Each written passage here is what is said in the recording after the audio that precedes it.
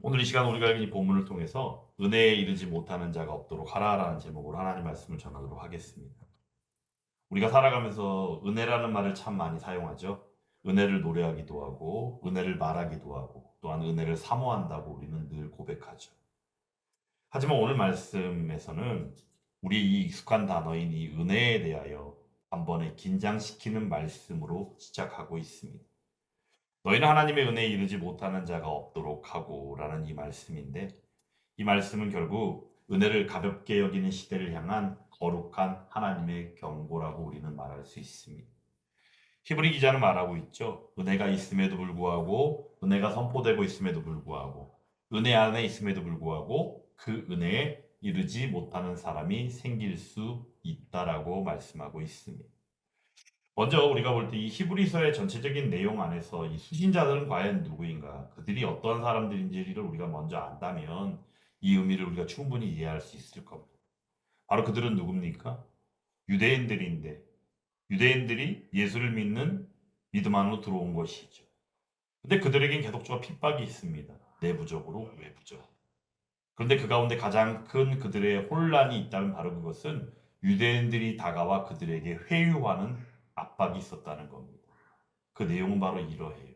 너희가 예수를 믿어보니 어떠하더냐? 예수를 믿어보니 별반 나아진 것이 없지 않느냐?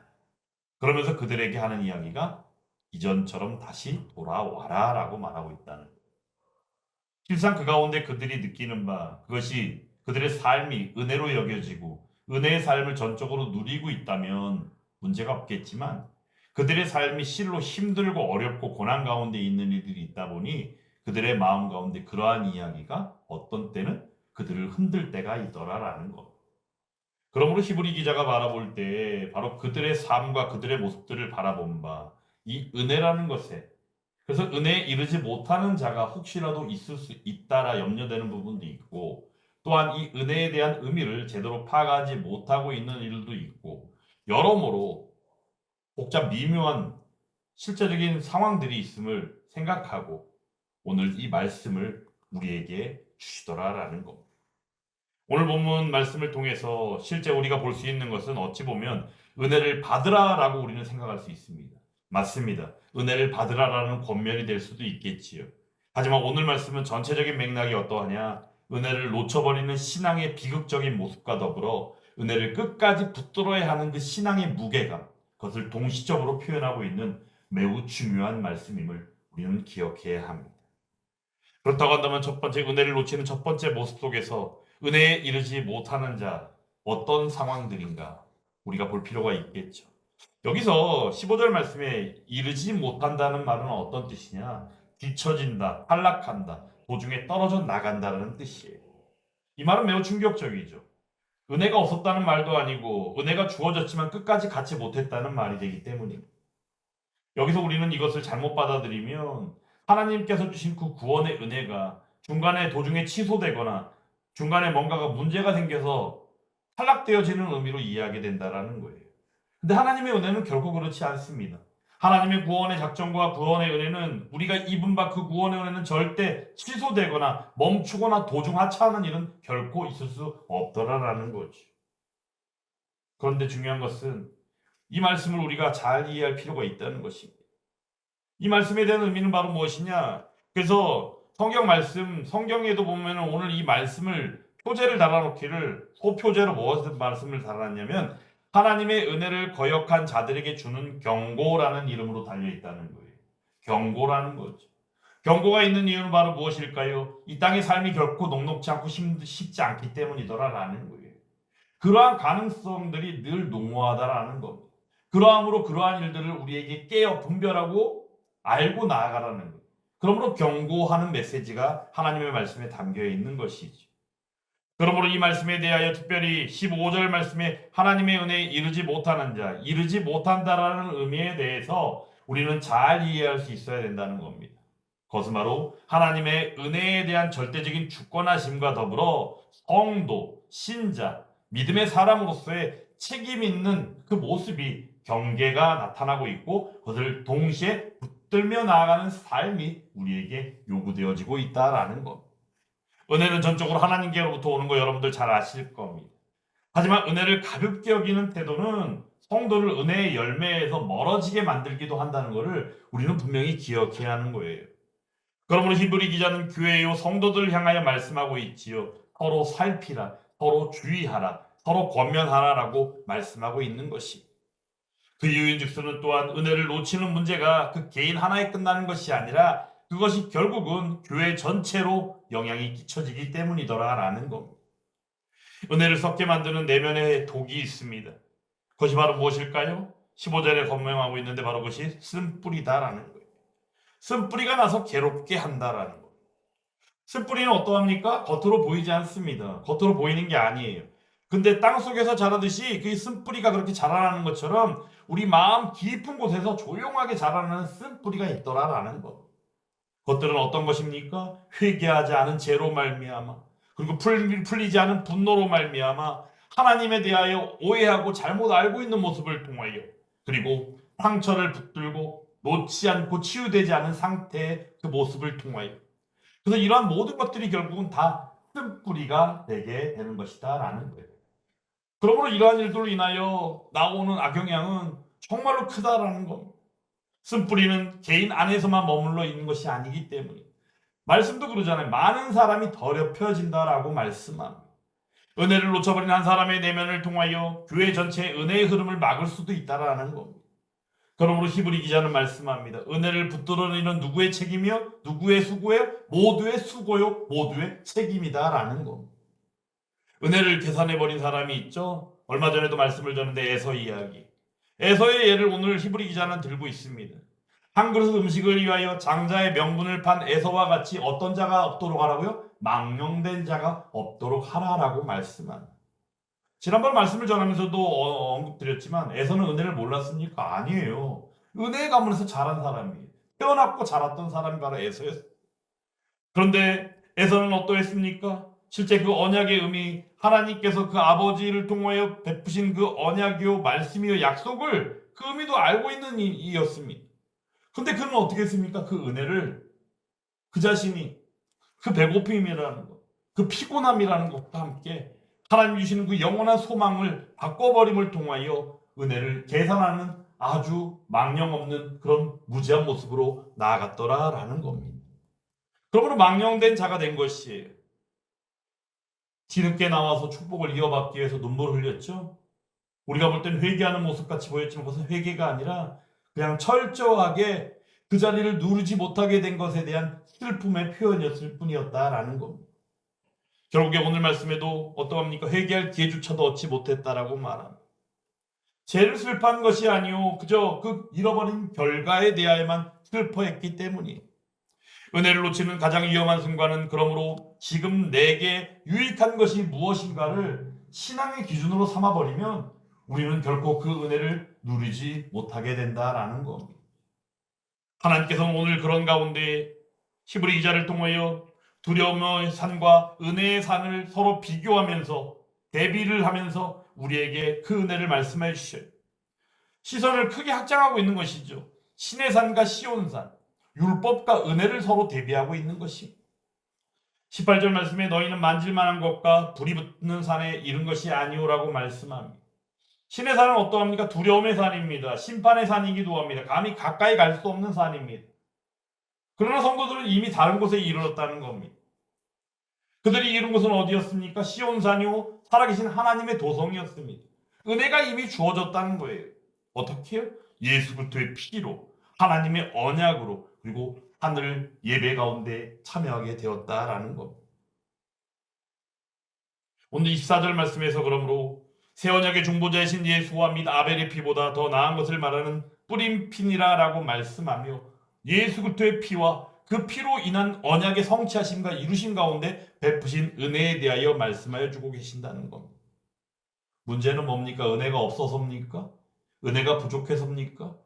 예수 그리스도의 보혈의 피보다 더 큰 은혜의 피가 어디 있습니까? 우리에게는 그 은혜와는 바꿀 수 없습니다. 그런데 중요한 건 사람들은 그 은혜를 가볍게 여기게 되었다는 것. 이게 가장 큰 문제인 거예요. 요즘 시대의 우리들이 어떠합니까?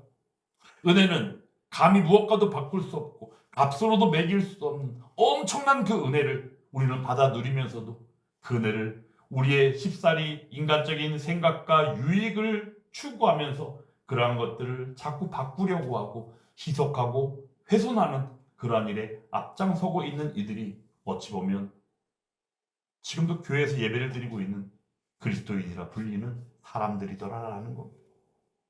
그렇다고 한다면 그들을 우리가 그리스도인이라 말할 수 있겠습니까? 그렇지 않지요. 오늘 이 시간 우리가 이러한 일들을 이 시대 가운데 우리 자신의 모습을 먼저 바라보고 또한 그 가운데 오늘 말씀을 통하여 볼 때 그것이 어느 개인의 문제, 개인의 책임에 그치는 것이 아니라 교회 전체에 그러한 무리가 따르는 것을 인지할 때 우리가 더욱더 깨어있지 아니하면 아니 되겠구나라는 그런 신앙의 결단이 함께하는 저와 여러분들이 되기를 간절히 원합니다. 그러므로 은혜를 거절하지 말아야 합니다. 오늘 25절 말씀에서 너희는 삼가 말씀하신 일을 거역하지 말라라고 말씀합니다. 은혜로 살아간다는 건 바로 뭡니까? 책임이 있다는 겁니다. 은혜로 살아가기 때문에 모든 것들을 그냥 은혜다라고만 말하고 넘어길 수 있는 것이 아니에요. 그러면 그것은 은혜가 아니라 어찌 보면 막연함이 되어버리는 것이죠. 그러므로 은혜를 받아 살아가는 사람들에게는 당연히 책임이 따를 수밖에 없는 거예요. 그러므로 그러한 모습 가운데 그 책임으로서 마땅한 우리의 사명을 오늘 말씀 가운데 14절에서 말씀해 주시는 것이 14절 말씀 한번 같이 다시 읽어보겠습니다. 모든 사람과 더불어 화평함과 거룩함을 따르라. 이것이 없이는 아무도 주를 보지 못하리라. 아멘. 여기서 제일 중요한 건 바로 뭐냐면요. 우리 은혜의 궁극이 바로 뭐예요? 주님을 본다는 거예요. 그 은혜의 궁극이 되는 그 주님을 보는 것을 우리가 보지 못하는 상황이 된다는 거죠. 이유가 바로 뭡니까? 화평함과 거룩함을 따르지 아니한다는. 근데 어떻게 해요? 모든 사람과 더불어. 나만 잘하면 된다는 게 아니더라라는 거예요. 당연히 내가 잘해야 되겠죠. 하나님 보시기에 기뻐하는 하나님의 자녀여야 되겠죠. 그리고 그런 가운데 함께 권면하고 함께 주의하고 함께 돌아보며 다 함께 더불어서 화평함과 거룩함을 따라갈 때 그 은혜의 궁극이 되는 주님을 바라보고 함께하는 일들로 나아가게 된다라고 히브리 기자는 말씀하고 있더라라는 거. 여기서 말하는 이 책임의 모습은 어찌 보면 힘들고 어려운 환경 가운데 있는 예수를 믿노라고 나와 있는 유대인들 가운데 가지고 있는 그들의 힘듦을 인지하고 히브리 기자가 어찌 보면 그것을 너무나도 잘 느끼는 가운데 그들에게 권면하는 메시지로서 말씀하고 있더라라는 것. 우리가 바라볼 때 율법 가운데 우리가 그것을 어떻게 해야 되는가 잘 알지 못하여 그래서 어떤 때는 그것을 피하고 싶을 때도 있을 수도 있고 또 어떤 때는 하늘부터 말씀하시는 하나님의 말씀을 우리가 그것을 다 지키고 나가기 힘들다고 여기면서 우리가 그것을 거절한다거나 우리의 생각 안에서 우리의 사고 안에서 뭔가를 풀어버리려고 할 때 그때 우리가 듣는 이야기가 바로 오늘 말씀 가운데 나와 있는 방금 전에 그 말씀이더라라는 것. 그러므로 사랑하는 여러분, 은혜는 면죄부가 되는 것이 아님을 우리는 분명히 기억해야 합니다. 그러므로 은혜는 바로 무엇일까요? 더 깊은 순종으로 부르는 하나님의 부르심이 바로 은혜임을 우리는 기억해야 합니다. 근데 우리는 어떠합니까? 우리의 연약함을 이유로 하고 우리의 연약함이 이유가 되니까 결국엔 우리의 연약함이 무기가 되는 거예요. 근데 그것을 무기로 들고 하나님 앞에 나와 나는 연약하잖아요. 우리는 부족하잖아요. 라고 말하면서 모든 걸 다 받아달라는 식으로 응석을 부리는 모습이 요즘 우리의 모습이 아닌지 돌아볼 필요가 있더라라는 거예요. 다시 한번 말씀드립니다. 은혜는 면죄부가 아닌 것을 분명히 기억하시기 바랍니다. 은혜는 더 깊은 순종으로 우리를 이끄시는 하나님의 부르심을 우리가 분명히 기억할 수 있기를 간절히 원합니다. 하나님께서는 그런 가운데 흔들리지 않는 나라를 드러내 보이십니다. 어떻게요? 흔드심으로 말미암아요. 오늘 말씀에도 그렇잖아요. 흔드심으로 말미암아 진동하는 것들. 그러므로 진동하지 않는 것. 하나님 나라를 오늘 우리에게 은혜로 베풀어 주신다라는 거예요. 28절 말씀에서 우리가 흔들리지 않는 나라를 받았은지 그래서 어떻게 해요? 은혜를 받자라고 말씀하여 주십니다. 사랑하는 여러분, 은혜를 받아 누리며 나아가는 저와 여러분들이 되기를 간절히 원합니다. 말씀의 의미는 바로 뭡니까? 은혜를 받자, 은혜 안에 머물자, 은혜에 합당하게 살아가자라는 거예요. 그러므로 은혜는 우리의 삶의 방식이 되어야 되고 우리의 삶의 전반적인 태도가 되어야 되는 것이 우리의 분명함입니다. 그래서 우리가 그때서야 고백할 수 있는 거예요. 은혜 없이는 살 수가 없네. 그게 가능해지는 거죠. 그냥 막연하게 그냥 나 있는 그대로 그냥 그냥 그 가운데서 그냥 은혜만 얘기하면 그게 은혜의 사람이 됩니까? 그렇지 않더라라는 거죠. 오늘 우리에게 하나님께서는 히브리 기자를 통하여 그러한 막중한 일들을 은혜의 의미 안에서 알게 하시고 또한 은혜를 온전히 누리고 나아가는 사람이 어떤 사람인지를 우리에게 알게 하십니다. 사랑하는 여러분, 오늘 그런 가운데 은혜의 마지막 선언이 바로 무엇인 줄 아십니까? 29절 말씀 같이 읽어보겠습니다. 우리 하나님은 소멸하는 우리심이라. 아멘. 오늘 히브리 12장은요. 은혜로 얘기해서 이제 은혜를 받자, 하나님을 기쁘시게 하자라는 말씀으로 맞춰지고 있는데 근데 29절 말씀은 소멸하는 불이시다. 결코 가벼운 말씀으로 끝나지 않는다는 거예요. 은혜 하나님은 거룩하신 하나님이시죠. 그래서 그 하나님은 어떠셔요? 또 은혜를 멸시하는 것에 대하여 그렇게 가볍게 넘기시는 분이 아니다라는 것을 우리에게 알게 한다는 겁니다. 이 말씀을 들으면 우리를 꼭 두려움으로 몰아넣기 위한 하나님의 어떤 협박처럼 느껴지는 사람도 있을 수 있어요. 이유는 바로 뭘까요? 우리의 마음 상태가 안 좋으니까 그런 거예요. 우리의 마음 상태가 나 자신을 겸손히 여기며 겸허히 여기며 하나님께로 나아가려는 마음이 있다면 결코 그렇게 받아들여지지 않을 텐데 어찌 보면 마음의 상태가 안 좋으니까 이런 말씀조차도 어떻게 받아들여져요? 아, 하나님이 날 협박하시네. 안 그래도 힘든데. 이런 식으로 그냥 나아가게 된다는 거죠. 하지만 이 말씀은 어떤 말씀이냐? 하나님께서 우리를 은혜 가운데로 진지하게 초청하시는 하나님의 부르심이 또한 29절 말씀을 통하여 우리에게 주시더라라는 겁니다. 사랑하는 여러분, 은혜를 말하지만 가볍게 여기지 않기를 간절히 원합니다. 은혜를 누리지만 두려움으로 감사할 수 있는 저와 여러분들이 되기를 원합니다. 그러므로 은혜 안에 끝까지 머무는 성도, 바로 그가 저와 여러분들이 될 수 있기를 주님의 이름으로 축원합니다. 그러므로 우리가 은혜를 받자 이로 말미암아 경건함과 두려움으로 하나님을 기쁘시게 섬길지니 할렐루야. 여기서 말하는 경건함과 두려움이 결국에는 어떻게 연결됩니까? 14절에 나와 있는 화평함과 거룩함을 따르는 삶이 결국에는 동일하게 나타나는 하나님을 기쁘시게 하는 삶이다라는 것. 은혜를 사모하는 데서 멈추지 아니하고 은혜에 이르는 신앙, 그리고 은혜 안에 끝까지 거하는 신앙과 믿음이 바로 저와 여러분들 가운데 함께할 때 이 시대 가운데 우리가 어느 거 하나라도 정상적으로 보이는 것이 하나도 없는 이 시대를 바라볼 때 근데 중요한 것은 그들은 그들 자신이 정상이다라고 말한다는 거예요. 이제는 조금 지나고 나면 정상이라는 이 말도 의미가 국어사전의 정의가 바뀌어지는 날이 오지 않을까 싶어요. 이미 상식이라는 말도 우리는 그렇잖아요. 상식은 뭐예요? 어느 누구에게든지 통용되는 이야기가 상식인 거잖아요. 그죠? 근데 지금 현재 우리가 말하는 상식은 바로 뭐예요? 그 이야기를 옳게 여기는 사람들만이 누리는 그 바운더리 안에서 이야기하는 게 상식이 돼버렸잖아요. 상식이라는 말도 아마 국어사전의 정의가 좀 이따가 바뀌어지지 않을까 싶어요. 이처럼 우리는 이 시대 가운데 왜곡과 모순, 훼손되어지는 시대를 살고 있습니다. 하지만 하나님께서는 오늘도 우리에게 말씀해 주십니다. 은혜를 붙잡으라. 은혜 가운데 함께하라. 그리고 그 은혜 가운데 하나님께서 그 은혜를 멸시하는 자들에게 하나님께서는 심판의 메시지로서 주심으로 말미암아 그 은혜가 얼마나 우리에게 우리의 삶이 되고 하나님을 기쁘시게 하는 것인지를 똑똑히 알게 하시더라라는 거죠.